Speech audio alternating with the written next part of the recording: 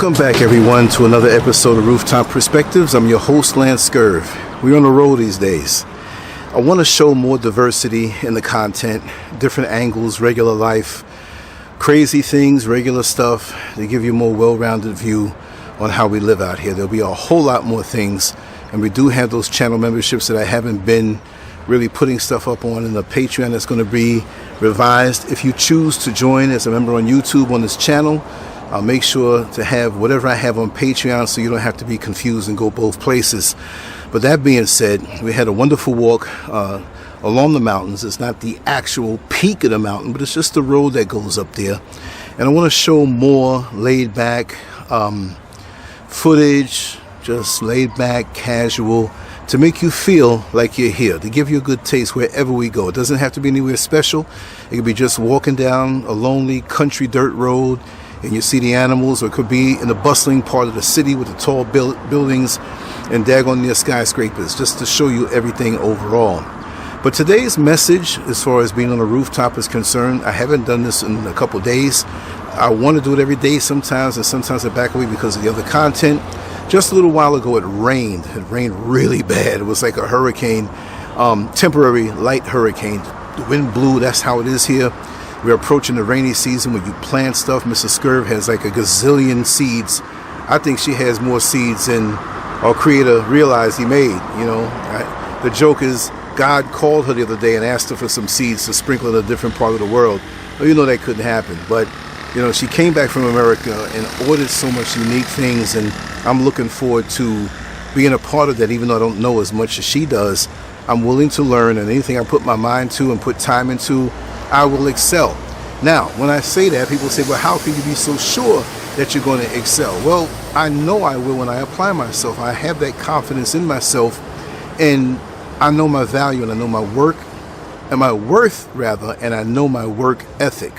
That if I want to do something, I will master it and be, I'm not going to say the best, but why don't you expect yourself to be the best if you put your stuff into it? We have a lot of good people out here in different areas of expertise, and we tend to see somebody in their final manifestation or a well-earned manifestation of them mastering their craft, but all of a sudden, oh, I could never do that, I can never do this. No, I can do anything I want, and I'll give anybody who's good in any area of expertise. Now, I don't want to be a brain surgeon or rocket scientist, but whatever it is that you do, if I put my mind to it, I could be right up there too.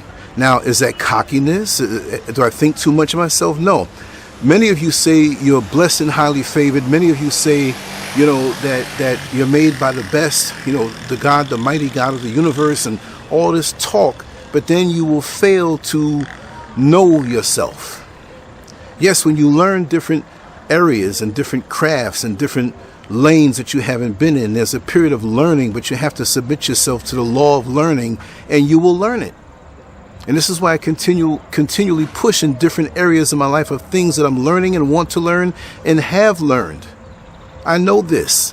I know if you give me a blank piece of paper, a pen and a paper, maybe an eraser, which I won't use too much except for the light line work, I'm going to come up with a masterpiece on the paper. I know this. A great painter who paints walls in a house, right? You have some sloppy people. You have some guys who are so good that they can do wonders with that paintbrush. You're like, well, I tried it. It's just not a matter of slapping paint up on the wall.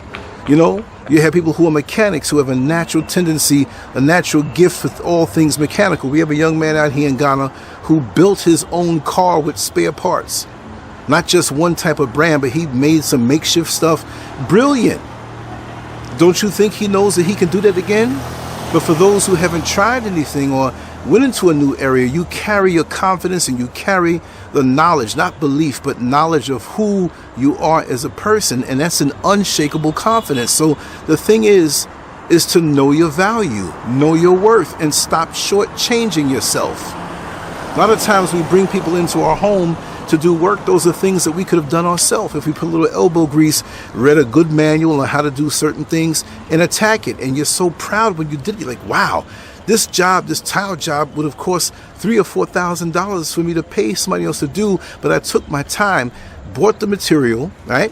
I sat there and took my time. I looked at tutorials and books and read, just looked at things on YouTube and took my time step by step. A little shaky while I was doing it, a little adrenalized and maybe even scared doing it, but you're moving into a new lane. Now, every time you have a home or some tile work to do, I'm just using it as an example, you can do it. I haven't done tile work in a long time.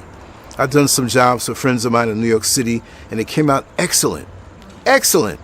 As long as you have the right tools and materials. So there's nothing, 98% of what I see other people do that I cannot do, because I know my value, I know my worth, I know my attributes of hard work, working smart, the ability to learn. It's all if I want to do it. So when people come and act like, oh yeah, I got something I do that you can't do. No, it's not like that. But I'm not into competition with anybody. I'm only telling you by my example and how I feel about myself, not to be bragging, not to be cocky, but anything you put your mind to, you can do. So let's stop shortchanging ourselves because we give in too fast. Oh, I can't do that. You may not want to spend the time to do it. You might have a job, a career, right, where you don't have the time, for example, to lay down a room of tiles, ceramic tile, right? I was taught by a young man, if you're listening to this video, I haven't talked to you, I haven't seen you or talked to you since 1994. What's that? 29 years? I'll mention his name. Gino, the great Gino Biagio. I never forgot you, brother. White brother Italian brother from Howard Beach. And this man worked in Home Depot with me, and he knew tile work. There's nobody I know that knew more tile work than him on how to do it, because he was raised in his family doing this from the old school Italian masons who taught him so many little things. And the knowledge that he had alone on this, the knowledge alone, he would tell you, and he would tell you he would tell you the right model to get. Now, if Home Depot suggested something, he'll say, no, don't get that. And they say, why? Well, they suggest this. He said, no, I went through their classes, but this is what you really want to do. You want to get something that has a little more alkaline or acidity, this. And he's the Mr. Spock of that. You got to honor that knowledge and the execution. And I saw it for myself in his home with the granite that he laid down on each step, on the floor. Mind-blowing. Permanent work, but was mind-blowing. Man. And so he had the knowledge and he was taught. He was a master of his craft. He was basically there just to kill time and make money because he didn't really work that hard. He had so much knowledge that people were seeking him out there. He wasn't a guy lifting bags, but he took care of the customers and did some work now. But even the supervisors knew that he was the man for this because he mastered that. He didn't shortchange himself. He knew he had to get the highest raise just from him being who he is. And I understand that. And there was a lot of jealousy because of that. Because he was a master of his craft, he didn't shortchange himself, and he knew his value and his worth. There are many of us as melanated people all over the world who master our craft, and we're on these jobs, right? And we may be getting pretty good pay because we're good at what we do, but many of us are too shy and afraid to branch out on our own and get more money and more value and go on a higher level where we go on our own, but we don't have the confidence lots of time to go on our own. I mean, that goes for anybody, but especially us, because they make you feel in that system that you can't survive without them, but you are the one keeping them afloat and them in flight. It's like a good woman or a man, right, in a beauty parlor, a beauty salon, whatever you want to call it, right, that does hair real good but rents a booth in a particular salon. And they have all these customers coming in. And the minute they decide to leave that salon and go to another salon across town, those customers, well, what? She's not here anymore? He's not here anymore? Where is he? Oh, I heard he went over there. They will go to you when you're good. It's just like a dude in North Carolina told me when I was working in the prison there. And he told me, he says, well, I was in the street, man, I'm going to tell you, because I was doing up little sayings for T-shirts. And he said, don't mention anything about drugs, but just tell on the shirt, when it's good, they're going to come. And I'm like, well, that can pertain to a restaurant. That could pertain to a gym. That could pertain. He says, yes, that's a universal law, except that he understood that in the so-called illegal drug trade, if what you got is good, they're going to come. So you don't have to compete with that when they're here. They're going to want the brand of what you put through. It's just like anybody who's tasted Mrs. SCURV's cooking, they're like, hands down, this is the best. You know, hands down, this is the best. And so many people who have owned restaurants say, like, oh, if she opens up something, I can't compete with that. Nobody's competing against you. You don't have to compete. Everybody brings something to the table. Now, look, if on the open market, people say, hey, this is the best. Hey, I can't get mad. Don't say that. You know, I'm not trying to be equal that way. If you are and you earned it, like for her, what was she cooking from 6 years old? Watching her mother and focusing on that. And everybody likes to eat, so you want to make the best food. But she has little techniques and things that she does that other people don't know that she's developed on her own. So this is why I'm trying to encourage her, which is coming soon, because you know the state that we're in. We're soon moving away from here and up to where we are and have to develop that. When that time comes, it's going to be phenomenal. And for those who come out to Ghana and you want to taste something for real, whether you're a restaurant owner who sends somebody over just to get a taste and say, you're either going to get your feelings hurt or your mind blown. But it's all love. You know what I mean? You can't, and then stop apologizing from the greatness that you have inside of you. There comes a time when the Lamborghini or the Ferrari or the Maserati has to get on that track and go full force. This is your name. This is your legacy. This is what you're known for. Shine. I'm not going to think about shine and then fantasize about it and never attempt to shine. It's not about even attempting to shine. I will shine. You have to have that unshakable knowledge in yourself. You think any boxer who gets into the ring, even if he has a losing record, feels that I'm going to lose today. No, he's trying his best to win each and every time.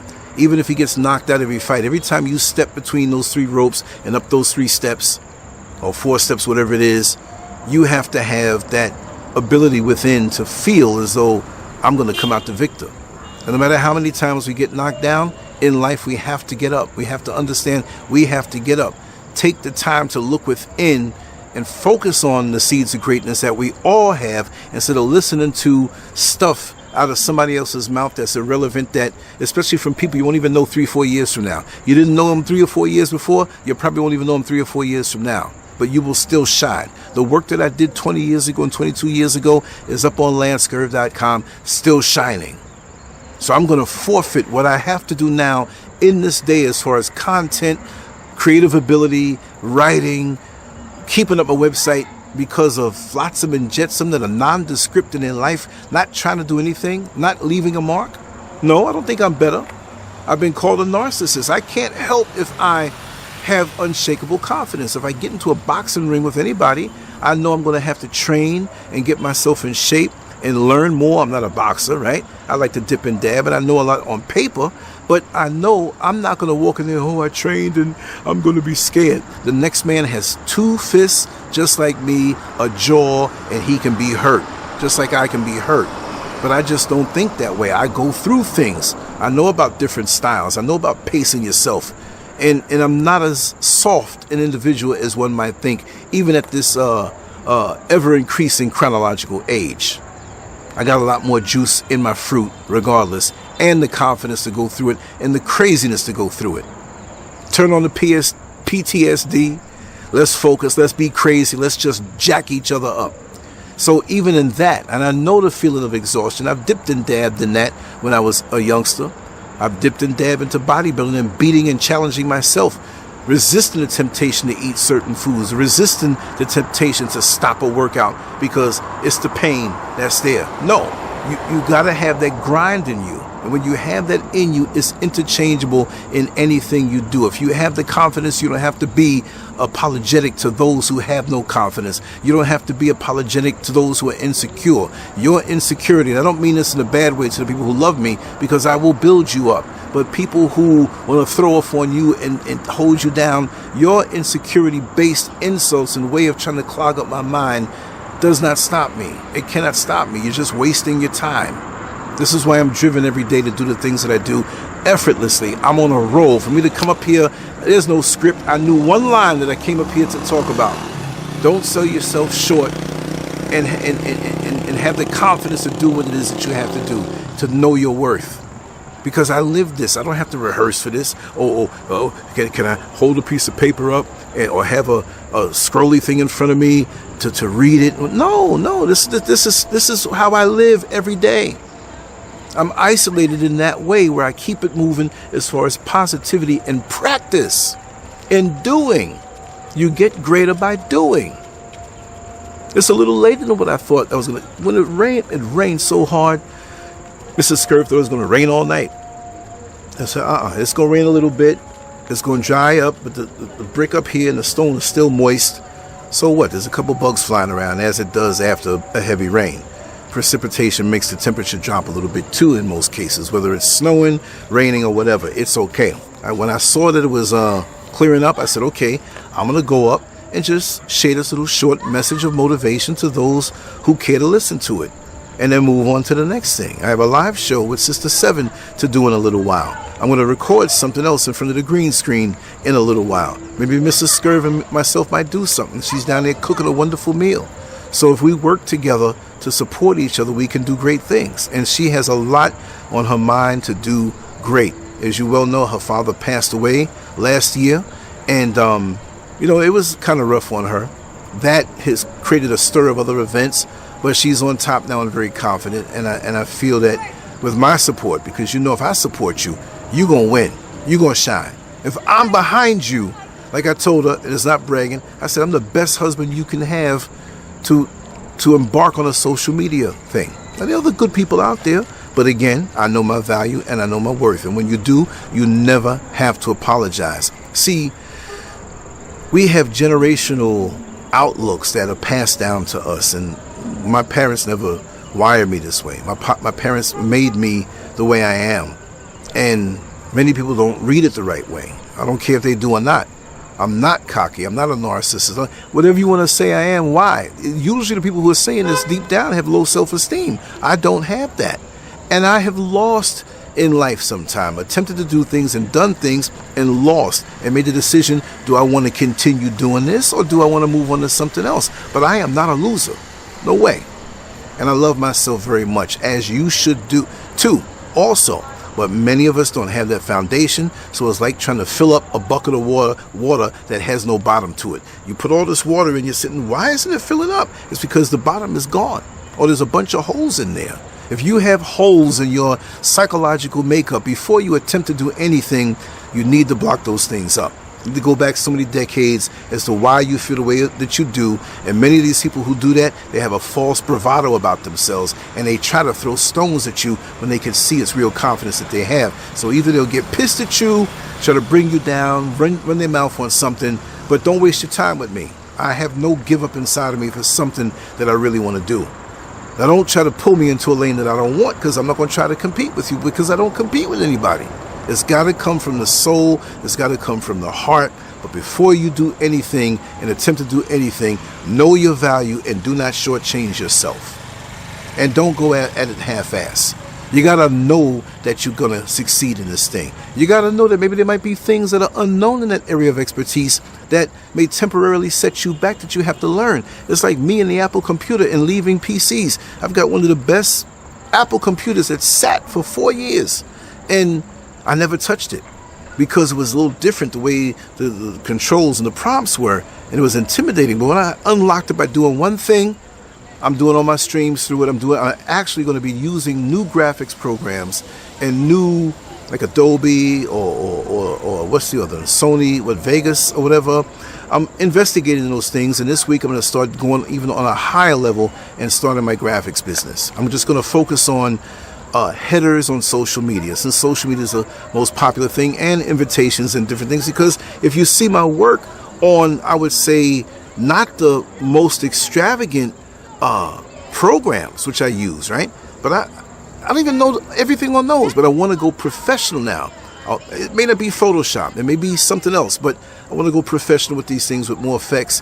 And people ask me to do things, and now I'm going to do it. I'm going to do it at a fair price also. That if I do 2 a day, I'm good.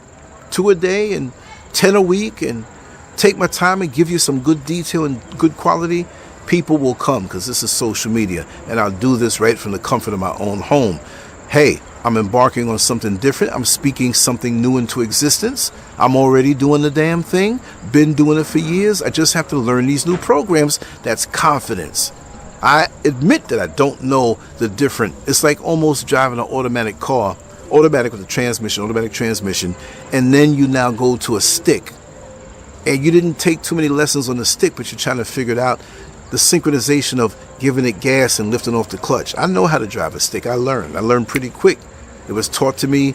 I'll give it the credit to my friend Robinson, Officer Robinson. They call him Rob. He might be retired right now, down there at Orange County Corrections. He sold me this pickup truck. And I was like, man, I don't know how to drive a stick. He said, man, I'll teach you. It's easy.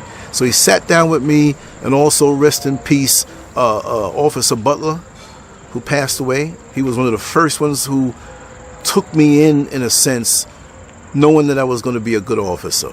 You know, I have a lot to mention also, brother, you know, Solomon, Aldo Solomon. There's so many other ones, Pipkin, and a whole slew of them that were good. Some of them weren't too, you know, but those were good guys that backed me up and made me feel at home when I moved down to Florida. Just like now, you see on the video when I'm walking down, Sister Beatrice, who has another gym up there, right? I'm walking down, and I said, that looks like Beatrice, because she owns it, and I always look for her in there. And I saw her. I met her one time, never forgot her name, and never forgot her warm spirit. As you see, she was that way. And next Saturday is going to be a little challenge to get up in the morning. I won't do any late Friday night shows, but hopefully I'll be able there, and I'll bring my camera. I'm going to bring the same camera I brought because it's perfect for that detail. My other little one has better stabilization, but it looks kind of weird. So this is what you do. You unearth things. You lift up and see what's under and peel back the layers of life instead of sitting there and accepting what's just there, right? In my old home in Queens that I grew up in, that I inherited from my mother when she passed away, I was there for about maybe 7 or 8 years after she passed away, and I did major changes in that house. I basically ripped the whole thing out twice and rebuilt it again. I mean, every floor, every wall, well, not the floors, but every wall. At first, I did it kind of pimped out, but as I grew my family, my 3 daughters, I have 4 daughters, but the 3 that I have with my ex-wife, we did everything over new in a family-like style, and it was fabulous. I didn't know that stuff. I was working at Home Depot, and I asked a lot of guys their opinions on things. The materials were there. I took some of the classes, read some of the books, and I got those kind of skills. So how am I going to have this shakable confidence when I have unshakable confidence? Now, you make little errors along the way. You reevaluate, you disengage, you relearn, retrain yourself, check with people who are professionals in that area, and you go back at it again. I don't care what it is. This apartment building, there's a way to build it. If I was taught and I learn and I have a hunger for learning, I can build this by myself. Of course, you need help lifting things and doing stuff, but I can do it. I design homes. I design the home that we're building now. It's already built and it's already done. It's just a matter of the amenities on the inside. And when Mr. SCURV went away for those months, we halted everything, and now we're back to continue on what we're going to do. And slowly but surely, I'm going to show you. You understand? We're going to show you this week's stuff in the backyard, in the garden, you know, in the yard. What she's doing now, and it's not all the way there because it's not the rainy season yet for things to sprout up. And even when they sprout up, they may not bear the first year. But coming from, and things grow. You keep it watered all 24/7.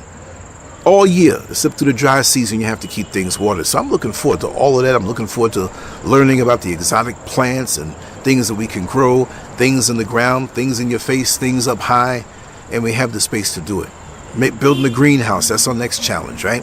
So life is an adventure.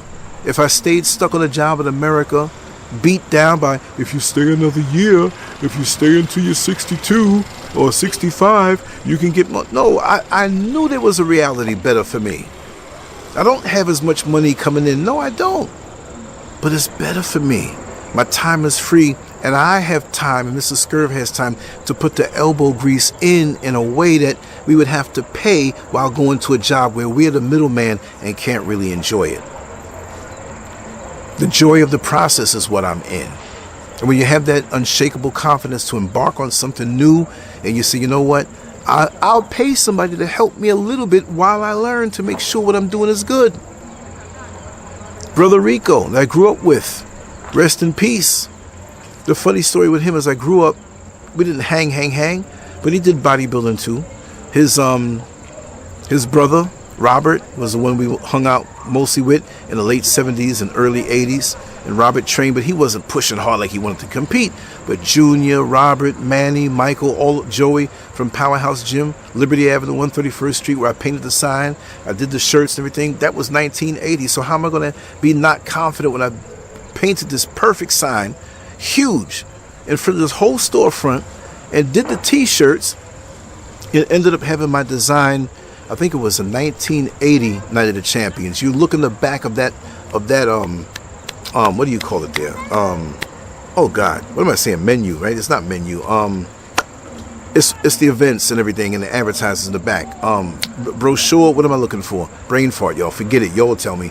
My design is here. An arm doing a bicep shot.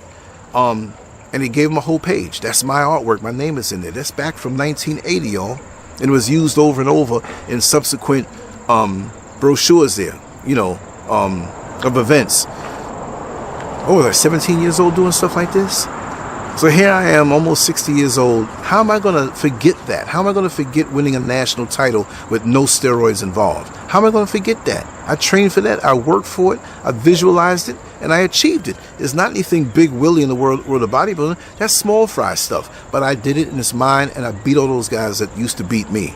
And I improved myself in that year. So how am I going to have confidence that's lacking when I did so much at those particular times, that the other things that I've achieved and learned that the world doesn't know about because it's right here? Let it flow. Let it flow. But you have to have the confidence. You have to earn that through doing and knowing that you have the resolve inside yourself to follow through and finish. So many of us do not finish what we start because at some point we falter like a vehicle that was gassed up to a quarter tank, but we're trying to go cross country. You can't go too far like that. So you're going to have to arm yourself with knowledge. You're going to have to watch professionals. You're going to have to be dedicated and committed to it. You have to know when you try it the first time, it may not work out all the way perfect, but as long as you keep pressing, you will make it happen, and it will happen. But we can't sell ourselves short, and we have to have the confidence. We can't lack this thing, and it comes through pushing. And as you achieve the little victories, they add up to the bigger victories. And when you get the bigger victories, look, it should be transferable because it's about your work ethic behind everything. Arnold Schwarzenegger came to America.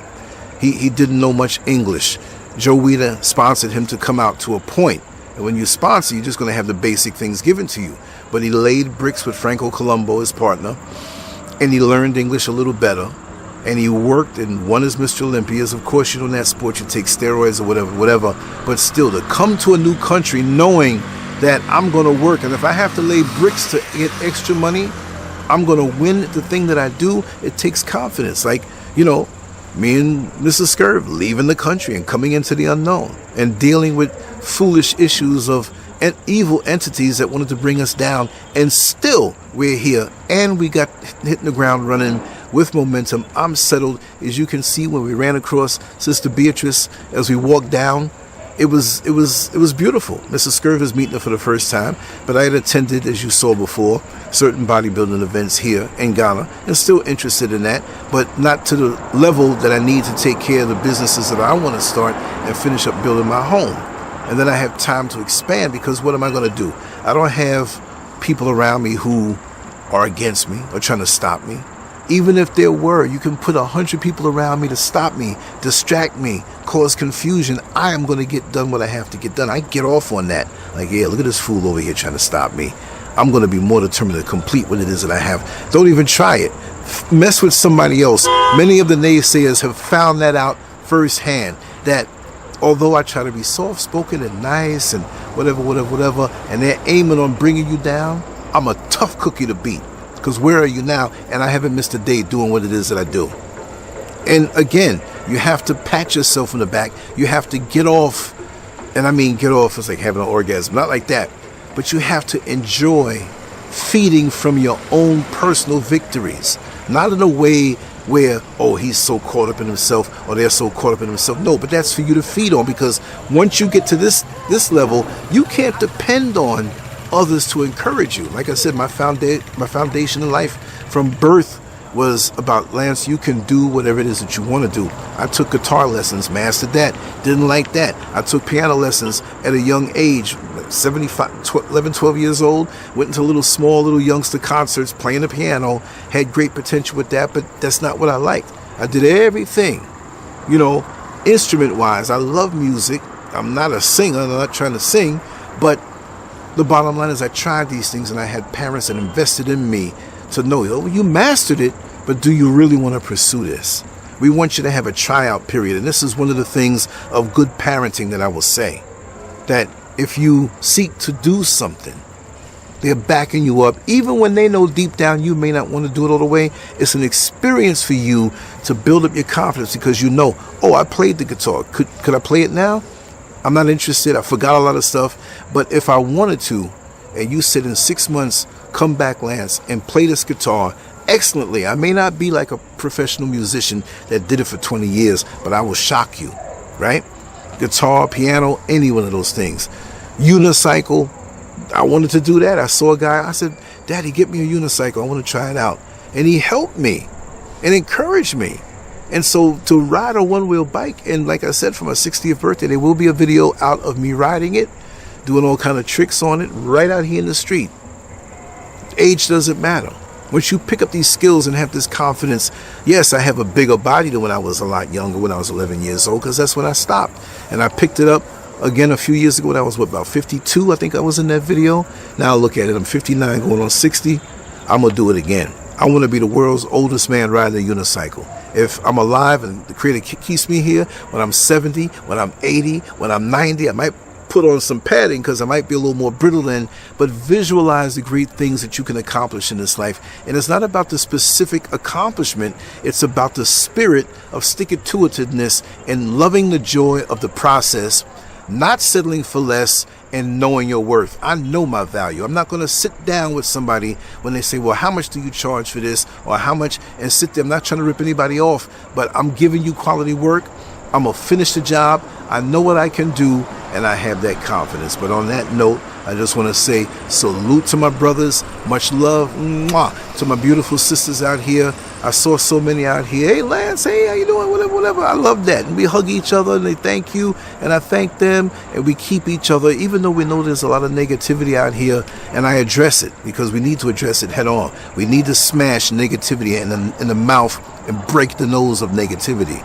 We are warriors out here, and we're in a spiritual battle, and I don't want those kind of energies around me, and I will chase them away. As a matter of fact, when those energies find themselves too close to me and I show up on the scene, they run, because y'all know I ain't going for it.